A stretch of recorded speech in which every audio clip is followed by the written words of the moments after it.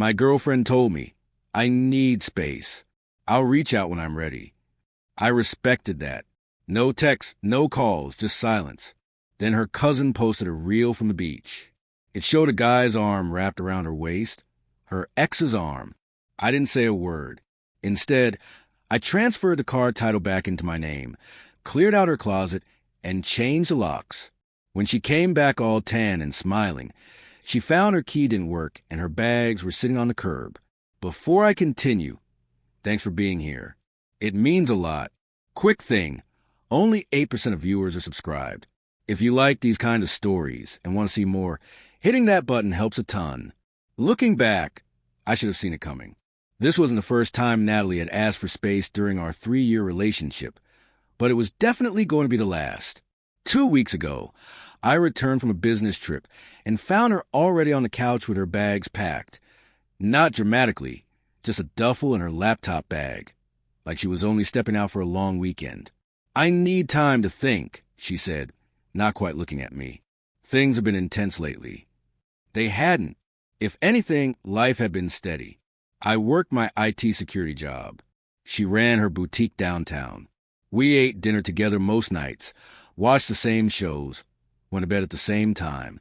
It was routine, stable. Nothing had changed. Or so I thought.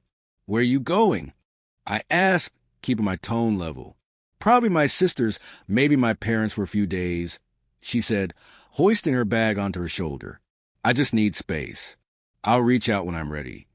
I didn't argue, didn't beg, just nodded. Take all the time you need.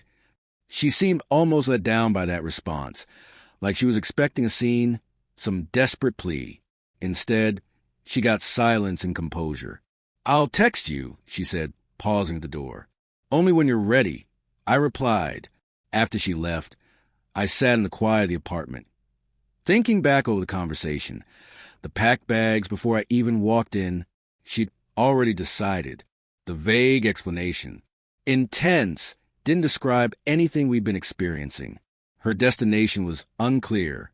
Her sister lived 15 minutes away, and her parents were a quick drive. None of it added up. Still, I didn't reach out. I gave her what she asked for, space. 5 days went by. I worked, hit the gym, caught up with a few old friends. Life kept moving, just without her in it. Then out of nowhere, I got a notification from Instagram. I rarely use the app, but Natalie's cousin Mia had added me months back. I almost ignored it, but something in the preview grabbed my attention. A beach reel tagged in Tulum. I tapped it open. Typical vacation stuff at first. Waves, drinks, music. But then the camera swept across a beachfront restaurant, and there she was, Natalie, laughing in a bikini top and a skirt, her hair lighter and shorter than it had been 5 days earlier. And beside her, casually holding her waist, was Ryan, her ex, the one she'd always dismissed as a thing of the past. I watched that reel 3 times. Noticed how comfortably she leaned into him, the way they were dressed, the matching bracelets. This wasn't a random meetup. This had been planned. I didn't comment, didn't message. I closed the app and made a list. First, the car. When Natalie's old sedan died last year, I helped her finance a newer one. The loan was in my name because her credit wasn't great. We agreed she'd make the payments, and I'd transfer the title after it was paid off. We even signed a notarized contract. Section B, paragraph 3. In the event of a breakup, the car would revert to me unless otherwise agreed upon. Second, the apartment. I was the sole name on the lease. She'd moved in a year and a half ago. No sublease, just monthly Venmo transfers for rent. Third, her stuff, clothes, shoes, makeup, electronics, books. The furniture was mine, except for a vintage dresser she'd inherited. The next day, I got to work. Called the DMV, scheduled an appointment, spoke to my bank, confirmed the car loan details and title status, rented a storage unit, and bought packing supplies. Then I visited the apartment office. I'd like to discuss security, I told the manager. My girlfriend is moving out, and I want to make sure everything's handled properly. She offered a rekey service, or I could do it myself. I chose the latter and handed over a copy of the new key once I was done. I also confirmed Natalie was no longer a resident. Since she wasn't on the lease, no extra paperwork was needed. just a note in their records. That weekend, I rented a van and asked my brother to help me pack her things. We handled everything carefully. No broken items, no spite. Each box labeled clothes, books, toiletries, electronics. I wrapped the vintage dresser in blankets and strapped it safely in. I took photos of every item, documented condition, contents, and dates. The car required a bit more effort. I tracked it to long-term airport parking. Yet another sign that she hadn't gone to her sister's or her parents'. I contacted the parking service, showed proof of ownership, and arranged pickup. By day 9 of her space, I had changed the locks, transferred the car title, moved her belongings into storage, and updated all relevant documents. No calls, no texts, no social media rants, just quiet, deliberate actions to reflect the new reality. I gave her space, literally. Day 12. My phone buzzed. A text from Natalie. Landing at 3:30 tomorrow. Miss you. Talk soon. I didn't reply. Just set a calendar reminder to work from home the next day. At 4:45 p.m., I heard her outside struggling with the lock. A few moments later, I saw her through the peephole, tan, refreshed, confused. Then her eyes dropped to the neatly stacked bags on the curb. The knocking began soft and uncertain, paired with the jittery sound of someone shifting their weight. Nervous energy barely contained. It grew louder, more persistent, until I opened the door. Natalie stood there, golden hair kissed by the sun, her smile flickering and vanishing as she took an expression on my face. Behind her were 2 oversized suitcases, far more than she'd taken with her. My tea doesn't work, she said, clearly confused. No, it doesn't, I replied evenly. She tilted her head slightly, suspicion creeping into her features. What's going on? You said you needed space. I said, I'm making sure you have it. She tried to push past me, but I stayed in the doorway, unmoving. This isn't funny, she said. I'm exhausted from the flight. I'm not Ryan. I cut in, color drained from her face. I meant I'm just tired. You know what I meant. I held out an envelope. Your belongings are in storage. Unit 247 at Safekeep on Westfield Avenue. Rent's paid through the end of next month.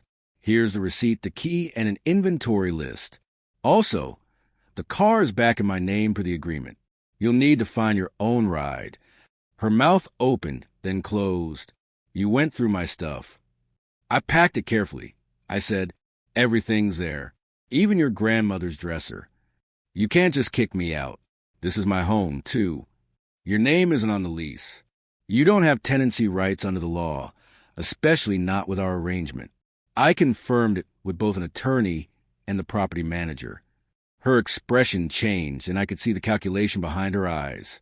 Natalie had always been smart when it came to legal gray areas, probably relying on the casual nature of our setup to protect her. This wasn't part of her plan. Her voice dropped, trying to sound vulnerable. Where am I supposed to go? Maybe your sisters, your parents, or wherever Ryan's staying in Tulum. That name hit her like a slap. What are you talking about? Mia should be more careful about what she shares online. Or maybe tag you next time so you know who's seeing it. Natalie's features stiffened. You had no right. No right to believe what I saw with my own eyes. No right to respect your request for space and make it permanent. No right to enforce the agreement we made about the car. A neighbor passed in the hall, slowed down by curiosity. Natalie forced a tight smile and dropped her voice. Can we please talk about this inside? Like adults. We are talking like adults. Adults who value boundaries and truth. Fine, she snapped. I went to Mexico with Ryan. It was a mistake. I was confused. Needed time to think. But I came back, didn't I? You came back to a convenient situation, a warm apartment, someone who paid the bills. There's a difference. Tears welled up in her eyes. Too quickly, too practiced. You're really going to throw away 3 years over one mistake. The mistake wasn't just Mexico, I said. It was a lie about where you were going, who you were with, why you needed space. The mistake was thinking I wouldn't find out, or that I'd just accept it if I did.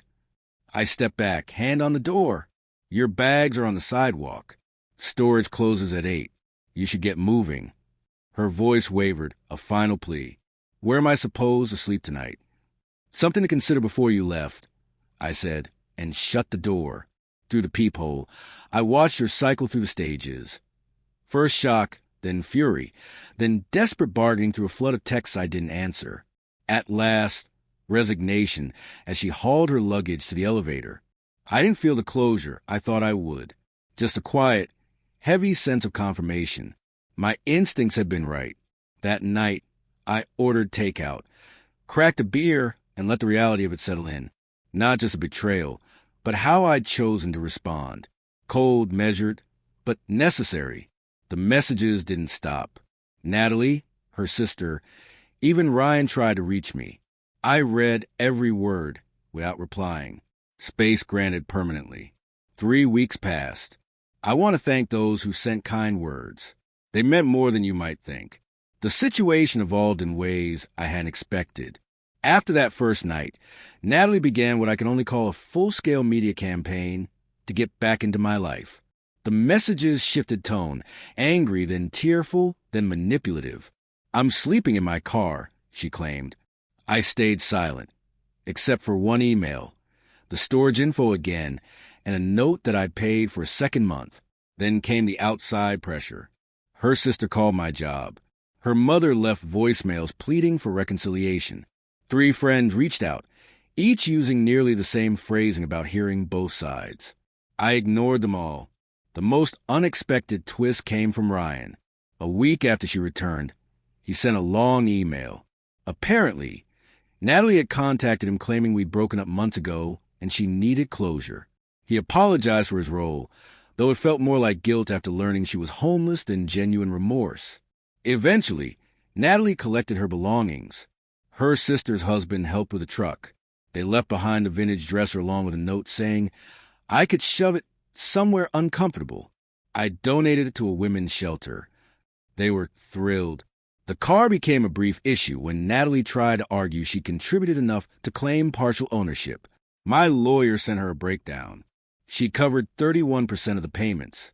Our notarized agreement required 50%. She dropped it.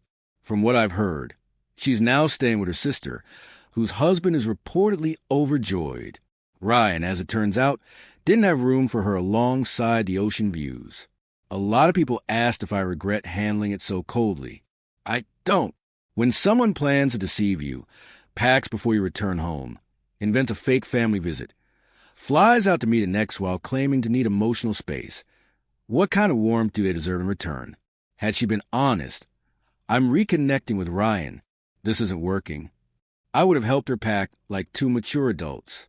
But honesty never came, and that made all the difference. To those concerned about legal issues, there were none. I consulted an attorney before taking action. Our situation, no lease, no formal sublet, her registered residence elsewhere, meant I acted within my rights. As for the car, yes, the arrangement was unusual. It was her idea. She wanted to build credit while using my financing.